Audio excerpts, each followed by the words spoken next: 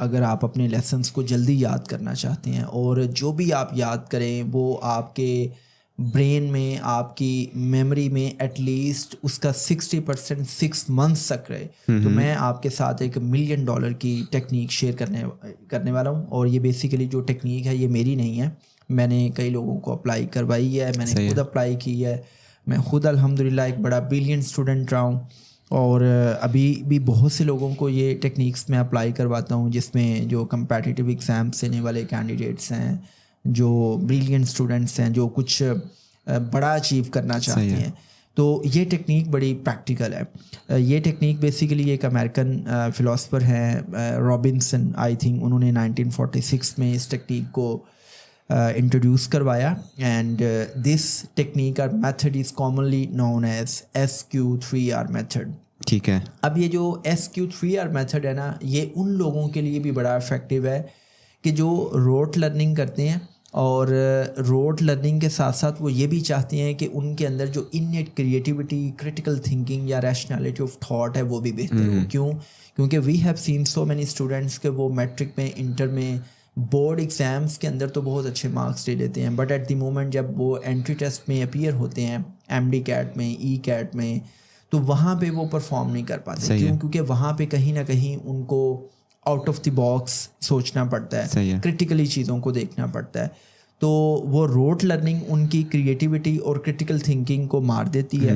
سو یہ جو SQ3R method ہے یہ آپ کو امپاور کرتا ہے کہ آپ اپنی کرٹیکل تھنکنگ کو بھی نرچر کر سکیں. اور اگر آپ اس میتھڈ کو اپلائی کرتے ہیں تو جو بھی یاد کریں گے جلدی یاد ہوگا, اور جو بھی یاد کریں گے وہ آپ کی میموری میں ریٹین رہے گا, اور ایٹ لیسٹ 6 months تک اس کا 60% ریٹین رہے گا. اب SQ3R میتھڈ میں S stands for سروے, مطلب آپ کوئی بھی کویشچن کرنے لگے ہیں تو آپ اس کا جائزہ لے لیں, سروے کر لیں کہ اس میں ہیڈنگ, سب ہیڈنگس, گرافس, ڈائیگرام, اس کی ڈسکرپشن, ایکویشنز کیا ہیں.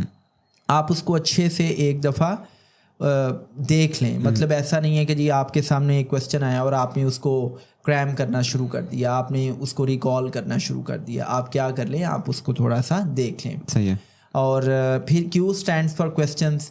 اب یہاں پہ $1 million کا کام آپ یہ کر سکتے ہیں کہ آپ اپنی لاجک کو, آپ ریشنلٹی آف تھاٹ کو, اور آپ اپنی کرٹیکل تھنکنگ کو ڈیولپ کرنے کے لیے یہ دیکھیں کہ آخر میں اس کویشچن کو کیوں پریپیئر کر رہا ہوں, یہ کویشچن اس چیپٹر میں کیوں شامل کیا گیا, اس کویشچن کی میری عملی زندگی میں کیا امپلیکیشنس ہیں, رائٹ, یا اس کویشچن سے مزید کویشچنس کیا نکل سکتے ہیں, شارٹ کویشچنس کیا نکل سکتے ہیں. تو آپ اس کویشچن کو سمجھیں کہ یہ کویشچن کیوں رکھا گیا اور اس کا پرپس کیا ہے, رائٹ.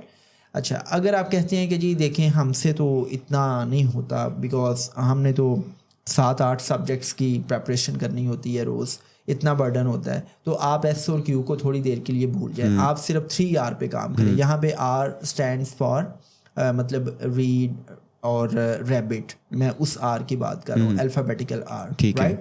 اچھا, 3R میں جو فرسٹ R ہے Farhan, it's all about red.